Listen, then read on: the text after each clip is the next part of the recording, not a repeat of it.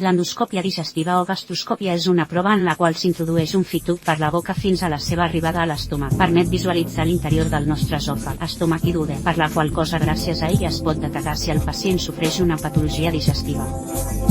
Tenim dos procediments, un que és amb sedació o sense sedació. Jo recomano la gastroscòpia que es faci sense sedació perquè és una prova que ve a durar aproximadament un minut i mig. És rapidíssima, amb la qual cosa no compensa la sedació. Si és sense sedació, la qual cosa sí que fem és amb un esprai dormir de la gola perquè inhibia el reflex del vòmit. La gastroscòpia la indiquem en qualsevol persona que ens comenti que li fa mal d'estómac, que té ardors d'estómac, que té una patologia que ens fa sospitar que és d'origen d'estómac. La gastroscòpia no requereix absolutament cap preparació. En dejú des de 7 o 8 hores abans, inclosa l'aigua. En dejú total 7 o 8 hores abans perquè efectivament l'estómac estigui net.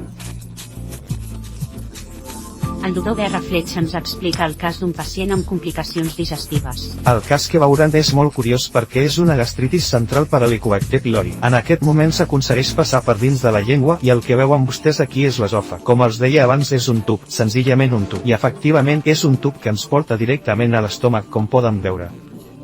No hi ha cap problema de passar per aquí, és totalment recte. Aquesta és l'entrada de l'estómac. Aquest és el cardíac, que es nota per aquest halo rojitu que té voltant i aquest agujeritu que hi ha aquí. Passem al cardiu, ja estem en l'estómac. Aquests són els plecs paral·lels típics de l'estómac.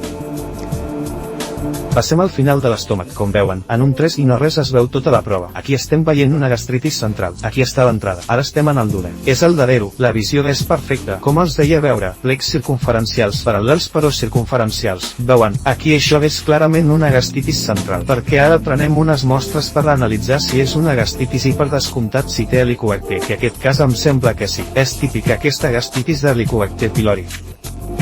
En total hem fet 3 biòpsies. Veure sagnat és petitíssim, no té cap significació.